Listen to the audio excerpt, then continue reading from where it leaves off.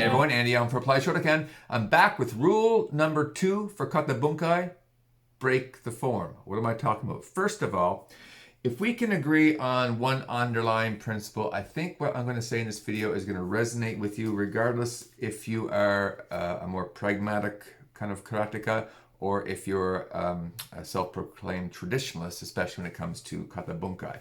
If we can agree that when we are applying kata movements, we've done the analysis, the breakdown, the reverse engineering, and then we're practicing. What we should come up with as a learning tool should be effective. It should be effective for either self-defense, there are non-consensual violence, or for fighting or consensual violence.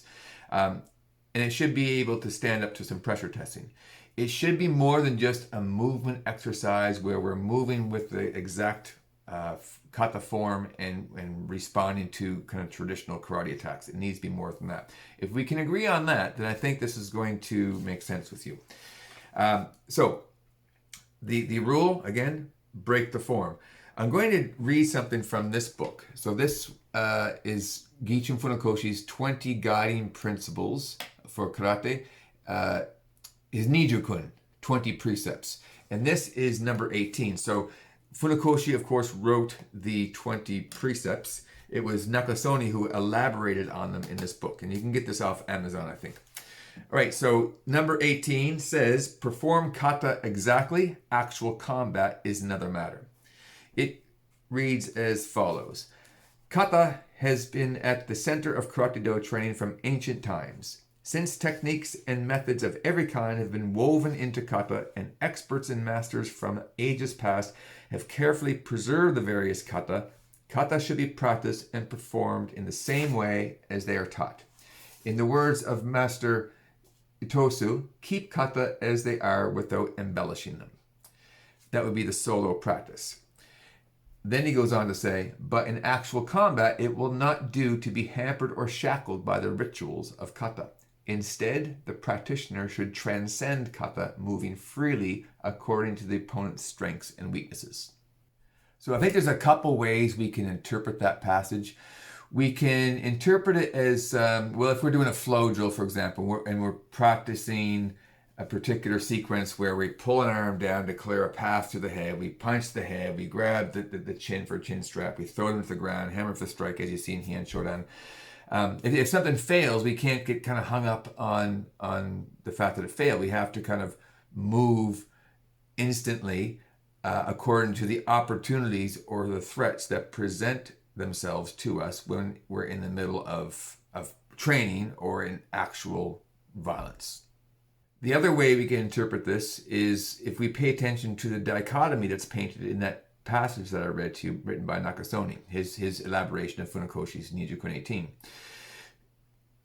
Perform kata exactly. It's a ritualized kind of robotic sequence of movements.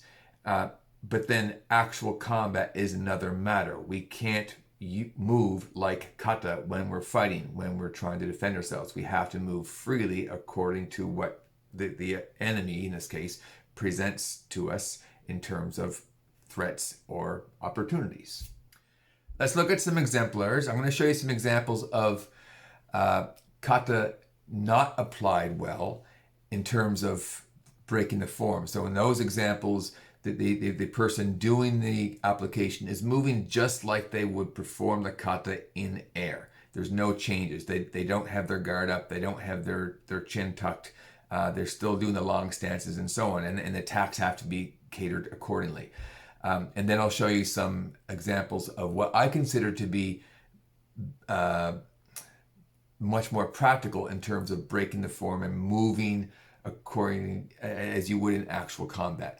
Before I show these to you, the bad examples, I don't want to come off as critical and whatnot, but I'm providing these to you as a person who used to practice this sort of thing and teach it in my old dojo. But as a person who has kind of seen the light over the last decade or so and has found a better way to dissect kata, practice kata, and teach kata.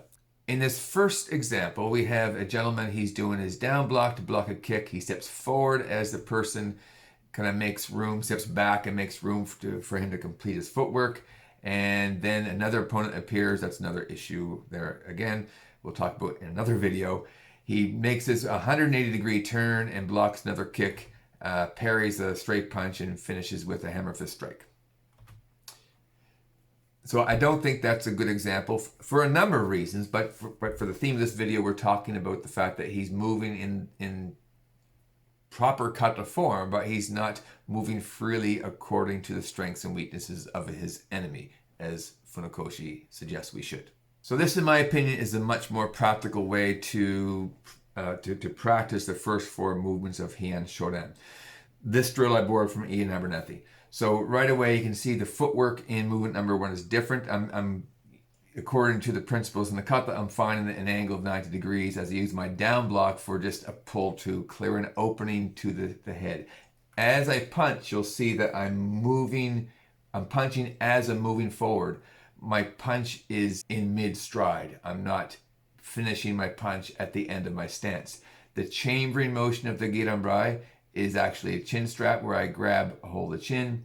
Then I'm using a hip bump prior to moving with that 180-degree rotation where I step back, he drops at my feet, and I finish with the hammer fist strike. In this case, I have to bend over because the target in this case is on the ground.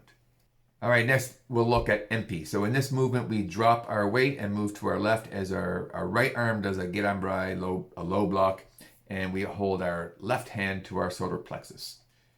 Let's look at a traditional example from the JKA. So this woman, she has great kata form. She has fantastic kata, but as we see, she's applying the kata exactly with the exact same movement. She hasn't, she's not moving naturally.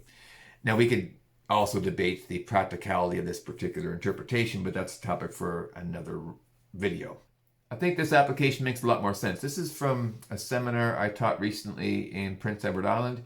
So this is a fighting application where I'm catching a mawashigiri kick. I'm going to use the same principles found in the kata where you drop your weight and move to the left. As I do that, my down block or giranbrai is going to be used as an ankle pick as I drive through the leg. That takes the opponent off balance for a takedown. Here's one from Ian Abernethy. So in this particular application, he's using the opening salutation to gain control of the enemy's limb. From there, he's going to use those same principles. Once he gets control of the limb, he drops his weight, moves to his left, executes a strike to the groin as he applies pressure on either the elbow or the shoulder. That depends on the position of the enemy's limb. All right, there you have it. Kata Bunkai rule number 2, break the form, or as Master Funakoshi writes, perform kata exactly, actual combat is another matter. Until next time, I'm Andy Allen for Applied Shotokan.